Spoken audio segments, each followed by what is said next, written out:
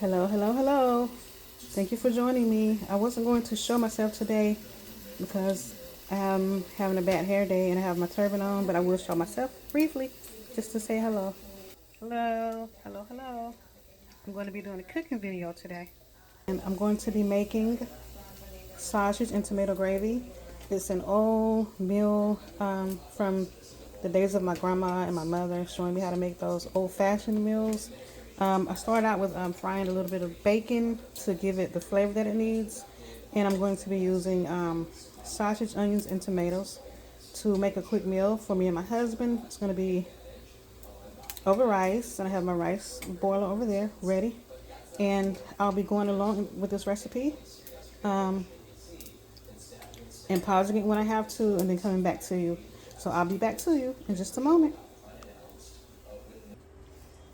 Okay, the ingredients I'm using are going to be the Conecuh sausages, and I think they're made somewhere over by Evergreen, Alabama, or Conecuh, Alabama. That's where the Conecuh sausage factory is.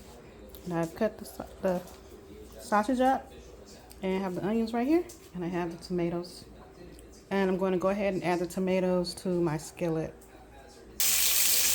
Okay, I have the sausage cooking right here. I cook them on one side, then I'll let them get a little bit brown, and then I'll flip them over and let the other side cook just a little bit.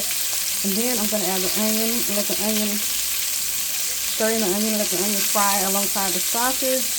And then after that, I'll take it out and I'll drain some of the oil, and I'll leave just a little bit of the oil in there to make the gravy.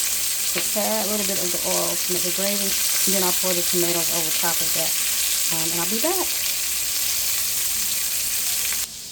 I'm also going to be making some grand biscuits to go with this and some corn on the cob. As you can see, the sausage are starting to get browner, but I turned the heat up just a little bit to go ahead and make them get more brown on the side.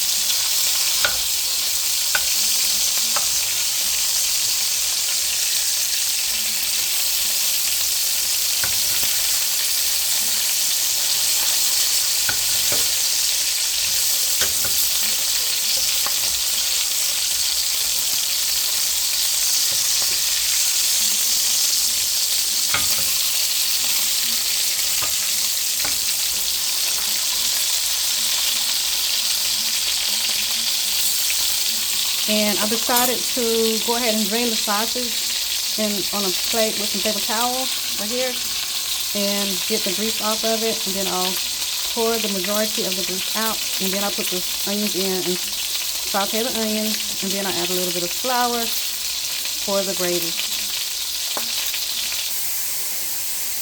Okay, now I've added the onions. I'm trying not to let my skillet burn up too bad, because I don't want that burnt taste in my food.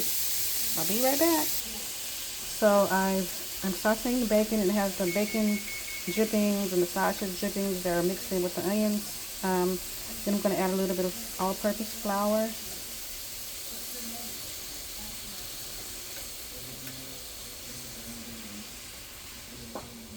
And then I'm going to stir that up. Okay, now I have the tomatoes mixed in with the onions, and I'm going to add some seasonings. Let's see what kind of seasonings I'm going to add. Lawry's onion powder, a little bit of that. Tony, I can't say his last name right. And some garlic pepper. And I also have some tomato bouillons to give it like a bouillon-y, beefy taste. And I might even add a beef bouillon. And I will add a little bit of sugar to my taste to take the tartness of the tomatoes out. And of course, I'm going to add my sausage back to the pan. So I realized I was out of beef bouillon, so I had to improvise and use a half a pack of the Lipton onion soup to give it a beefy, more savory taste. And then I added a tablespoon of sugar to, like I said, take down the tart. Now all of this seasoning, I only use just a little bit of each seasoning, and I go out of my way to make sure it's not salty, because I did used to own a food trailer, and I became really good at not over seasoning my food and my sauces because I had to give that food out to the public. So, and I also don't like to eat salty food. So, as you can see, I'm trying to hold my phone right. Let me turn the heat down just a little bit. As you can see, I don't want it to stick. It's a little bit thick. The gravy, just the way I like it. Once you add the flour, it thickens up the gravy. And I'm going to add my sausage in.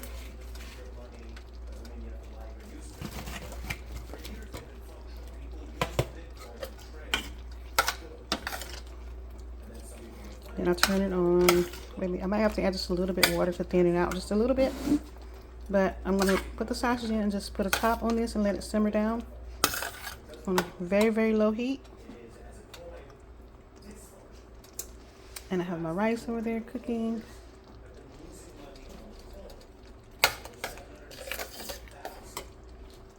Now this is how I make my sausage and tomato gravy. I got this recipe, like I said, from my mother and grandmother. I don't know how you make yours, or, you know, we're all country girls or country ladies, and we all stem back from that old-fashioned way of cooking. But we eat pork in moderation because I have sausage in here and I have bacon in here, and I don't eat pork all the time, but I do, in moderation, eat pork every once in a while. If I made any mistakes or if I did things differently than the way you would do them, please take it for love or put your advice in the comment section. And I'm talking on and on because I want this video to get to at least 8 minutes. So I'm going to stir this up and I'll come back. So I'll put the top on it, and like I said, I'm going to change the heat to really low. And I'm going to let it simmer and cook down. And then I'm going to put my corn on the cob on to cook. And I'm going to put the biscuits in the oven. I already have the oven preheated to 350. And by the time my husband walks in the door, which is any time now, or he could walk through the door right now. But hopefully by the time he comes in, all of this will be ready with a nice tall glass of sweet tea. And after that, we can go in our exercise room, gym, get on the treadmill, get on the bike, and work some of this off. So thank you all for watching. I really appreciate it. I'm going to post this on my page, on my personal page, and also I have a cooking page as well. But I'm going to post this one today on my personal page because that's a part of who I am. I used to be an owner of a food trailer for over 3 years, and COVID shut us down because the prices became outrageous and it became really, really hard to maintain it.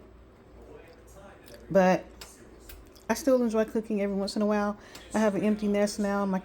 My children are no longer in the house. They're all grown, so it's just me and my husband. So this will probably last us for at least 2 days. After the second day, we'll get tired of it and move on to something different. And maybe my son will stop by and get some food or something. I don't know, but thank you all for watching. I hope you will consider clicking the like button and clicking the subscribe button. And like I said, if I made any mistakes, or if I didn't sound perfect, or if I didn't do things exactly right, just take it with a grain of salt, take it with love, or just, if you don't like it or care to see it, you can just swipe away. But hopefully you'll stay. You'll stay and watch my recipe, and maybe you'll consider it, making it for your family one day. Thank you so much. Y'all all have a wonderful day. Thank you all. Have a wonderful, wonderful day.